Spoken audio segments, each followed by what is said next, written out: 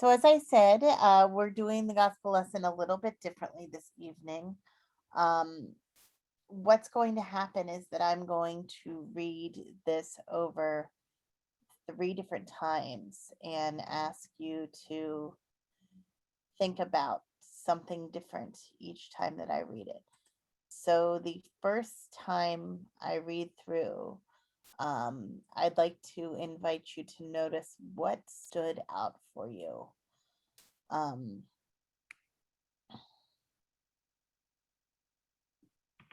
so that's our scriptures from John 13, 1 to 7, 12 to 16, and 34 through 35. Now, before the festival of the Passover, Jesus knew that his hour had come to depart from this world and to go to the Father. Having loved his own who were in this world, he loved them to the end. The devil had already put it into the heart of Judas' son Simon Iscariot to betray him. And during supper, Jesus, knowing that the Father had given all things into his hands, and that he had come from God and was going to God, got up from the table, took off his outer robe, and tied a towel around himself. Then he poured water into a basin and began to wash the disciples' feet and wipe them with the towel that was tied around him. He came to Simon Peter, who said to him, Lord, are you going to wash my feet? And Jesus answered, You do not know now what I am doing, but later you will understand. After he had washed their feet and had put on his robe and had returned to the table, he said to them, Do you know what I have done to you? You call me teacher and Lord, and you are right, for that is what I am. So if I, your Lord and teacher, have washed your feet, you also ought to wash one another's feet.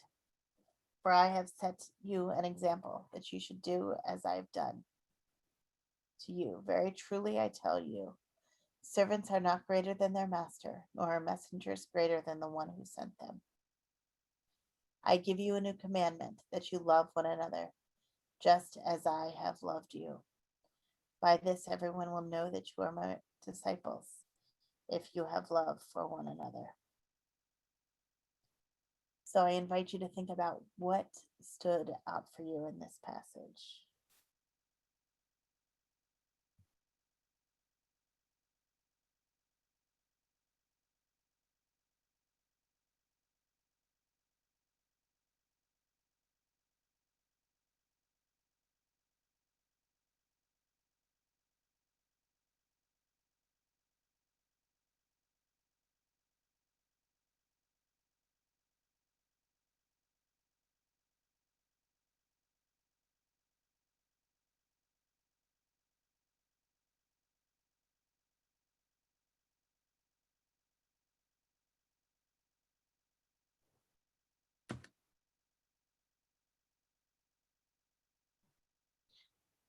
Okay, as we listen a second time, I invite you to listen closely to what the Spirit might be saying or sharing in this passage. Now, before the festival of the Passover, Jesus knew that his hour had come to depart from the world, and going to the Father, having loved his own who were in the world, he loved them to the end. The devil had already put it into the heart of Judas, son of Simon Iscariot, to betray him. And during supper, Jesus, knowing that the Father had given all things into his hands, and that he had come from God and was going to God, got up from the table, took off his outer robe, and tied a towel around himself. Then he poured water into a basin and began to wash the disciples' feet and wipe them with the towel that was tied around him. He came to Simon Peter, who said to him, Lord, are you going to wash my feet? Jesus answered, You do not know now what I am doing, but later you will understand. After he had washed their feet, he put on his robe and had returned to the table. He said to them, Do you know what I have done to you? You call me teacher and Lord, and you are right, for that is what I am. So if your Lord and teacher has washed your feet, you also ought to wash one another's feet. For I have set you an example that you should do as I have done to you. Very truly I tell you, servants are not greater than their master, nor are their messengers greater than the one who sent them. I give you a new commandment, that you love one another, just as I have loved you. You also should love one another. By this everyone will know that you are my disciples, if you have love for one another. So, what might the Spirit be showing or sharing in this passage?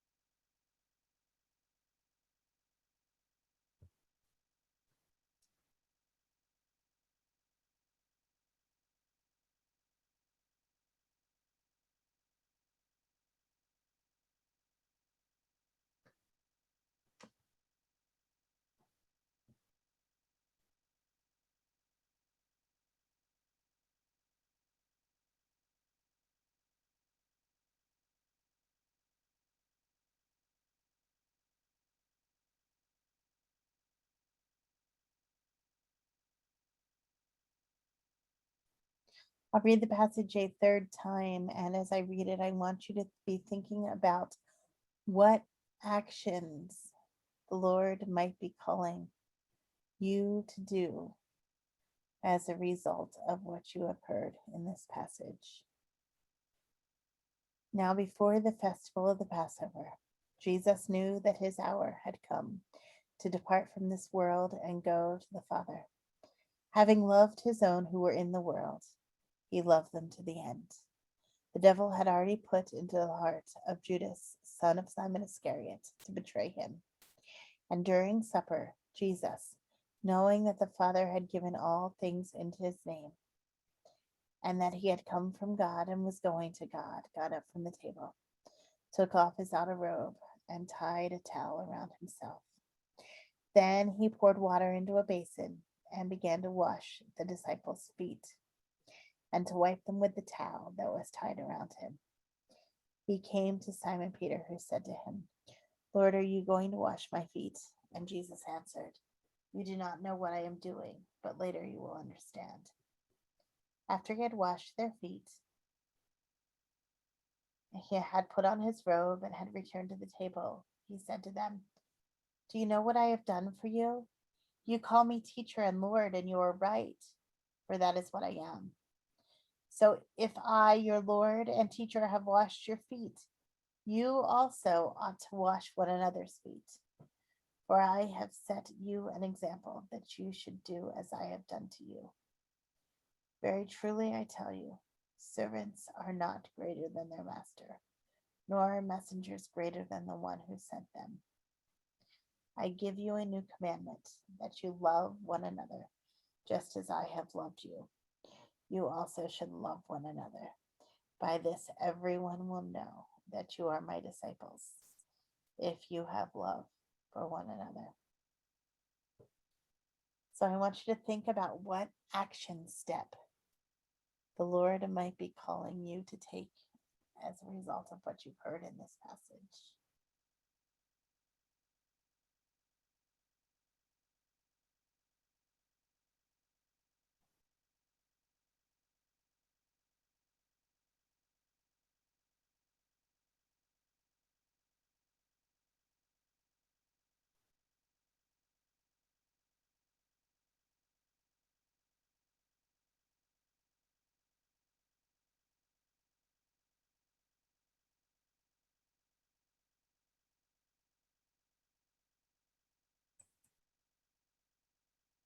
Will you pray with me?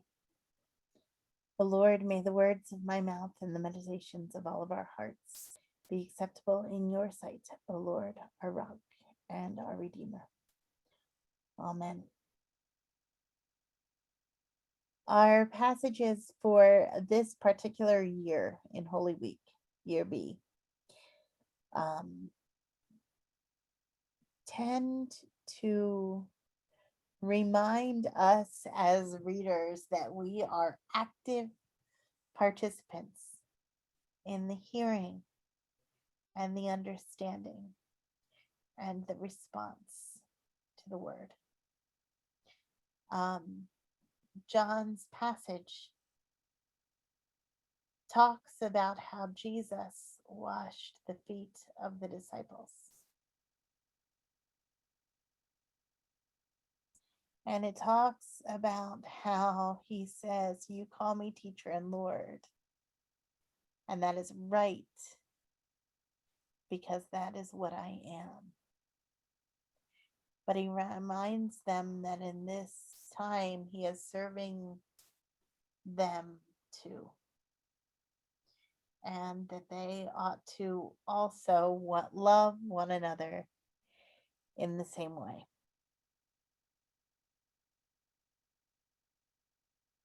Now, foot washing at that time was perhaps different than foot washing in our time.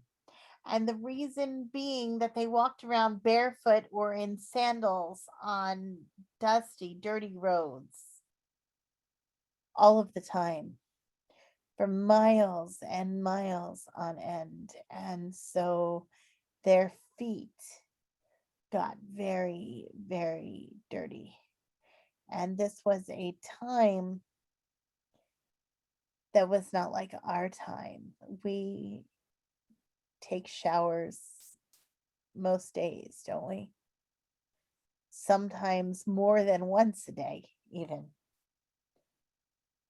But in that time, they didn't. And so to stay clean, it was important that they wash their feet. And they would do so when they went in to go for a meal, because that was the kind and polite thing to do. It was a way of almost thanking the host um, for showing that you were respectful. But Jesus served the disciples. Instead of the disciples serving Jesus and washing his feet, he humbled himself and he did the role of the servant, because usually it would be the servant who would get on their hands and knees and take a little bit of water and wash the feet of the disciples. I mean, wash the feet of the people who were at the meal, not necessarily the disciples. And people got used to that. And the servants got used to that. But I want you to imagine what a reversal it was for these disciples to have Jesus washing their feet. This was the man they had left everything to follow. This was the one who was, quote, in charge. This was the man that was showing them how they were supposed to live. And not only did he wash their feet, but he said they were supposed to serve one another as well.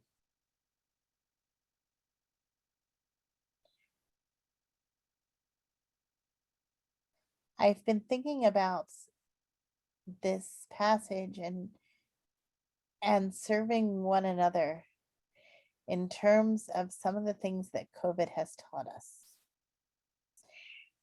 And one of the things that COVID has taught us is that essential workers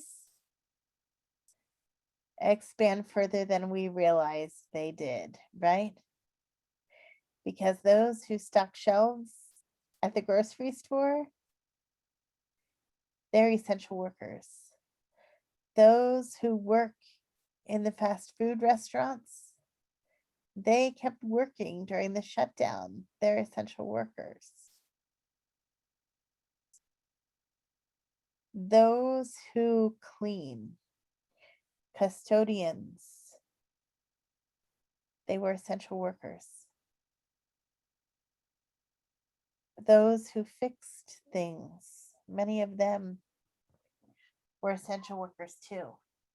And so, of course, we had our doctors and our nurses who were essential workers, and we understood that.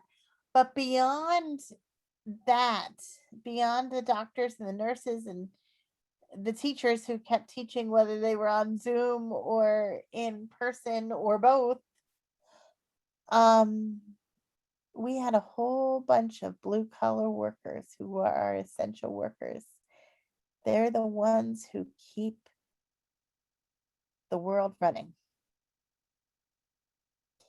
They're the essential workers. And Jesus says that we are to serve one another. And so that means that not only do we serve our family and friends, but we serve others as well. Just as all of those essential workers who were never considered essential before kept working so that our lives would still remain as easy as possible. And that doesn't mean they were easy. That does mean that we knew where to find food, that we knew who to call if we had massive problems.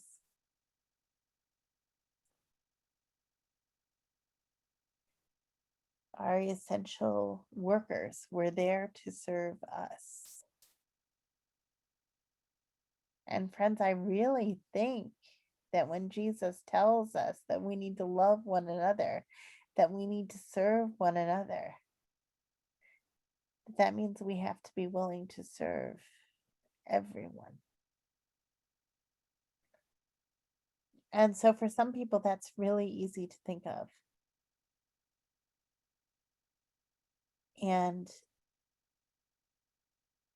for others, perhaps it isn't.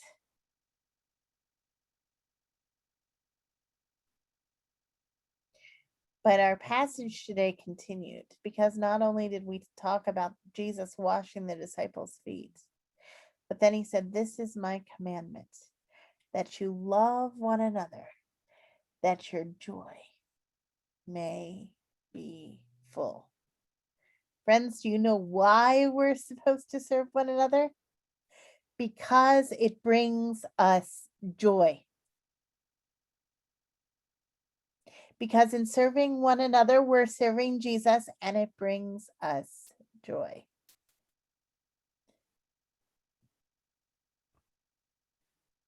We have a neighbor nearby.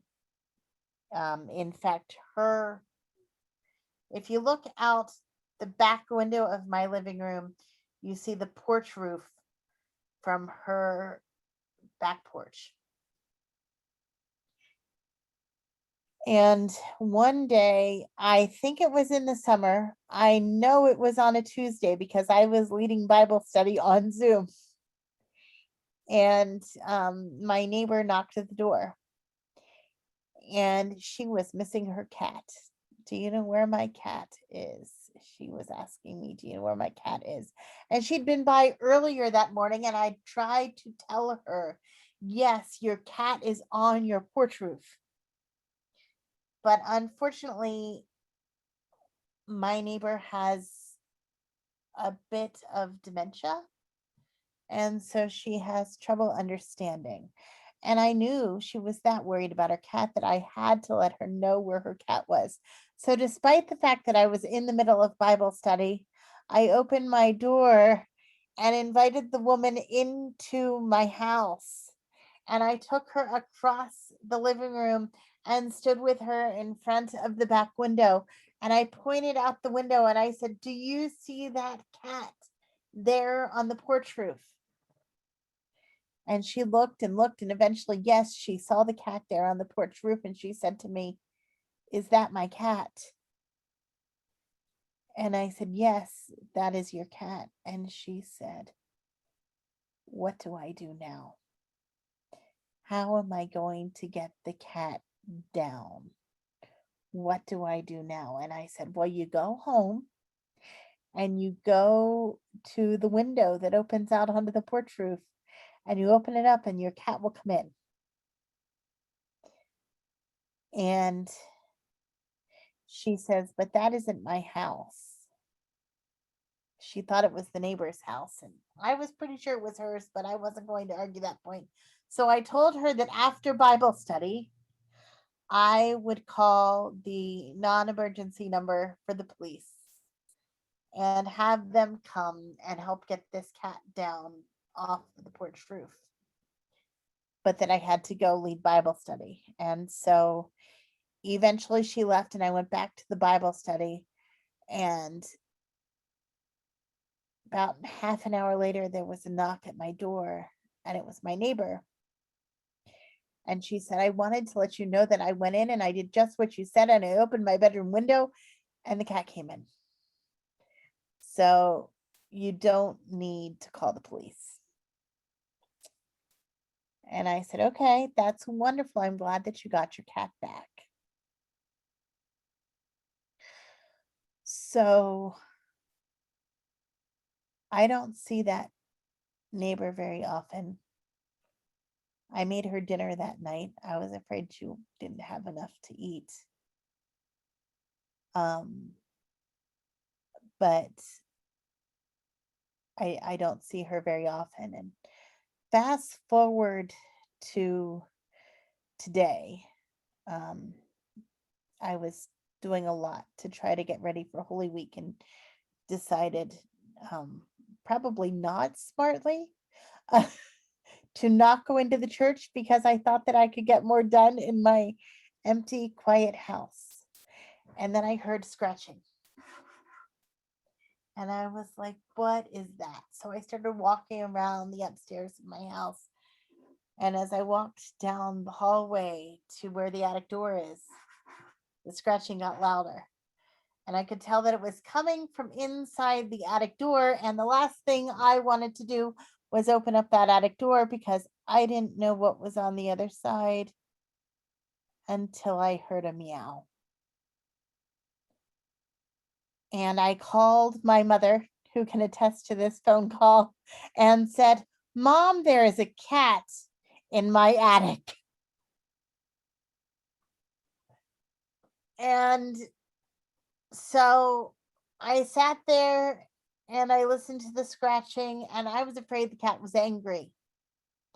And I didn't know for sure it was the neighbor's cat. And I still have, well, I have a little idea how it got in the attic now, but I had no idea then. And the last thing I wanted to do was let this cat into my house. So I called my husband and said, we have a cat in the attic and I'm not opening the door. And he says, what am I supposed to do? I'm at work. And I said, I'm not opening the door until you get home. So I sat and I listened to the scratching of this cat on the attic door. And I decided, well, I'm going to close all of the doors in the house so that when Brian gets home and we open the door, it won't go in all these places. Did all that, listened to the scratching. I was not really getting much done because I was very worried about the cat in the attic. And I decided to go downstairs where it was quiet. And I stayed downstairs for the next couple of hours until Brian got home. And I said, should we go deal with the cat in the attic? And he says, yes, but you're coming up with me. So we went upstairs and I stood way back while he opened up the attic door and nothing came out. So he says, I guess I'm going up. And he went up and there are 3 rooms up there. 2 of them were closed and he didn't find the attic and the cat in the 3rd room either. But the window was pushed away from the pane. I mean, the window pane was pushed away from the outer side. So we're pretty sure that's how the cat got in. So we need a new window. I still wonder if that was the neighbor's cat. I still wonder what would the loving thing to do be? And I still wonder if that cat is somewhere up in my attic. But Brian says, I think we have to talk to the neighbor. So we went out and we knocked on her door. She didn't answer. We don't know if her cat was gone this morning. We don't know if her cat is back now. But we do know that somehow this is my commandment, that you love one another, means that we're going to have to check on that neighbor a little bit more frequently, because we have to make sure that she's okay.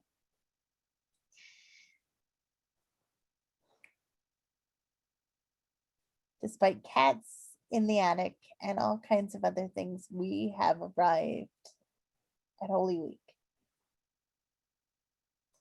And we remember that Jesus spent the last night with his disciples. We remember that Jesus washed their feet. We remember that Jesus served them communion and invited them to come out and to pray with him. And all of this was an act of love. His love for them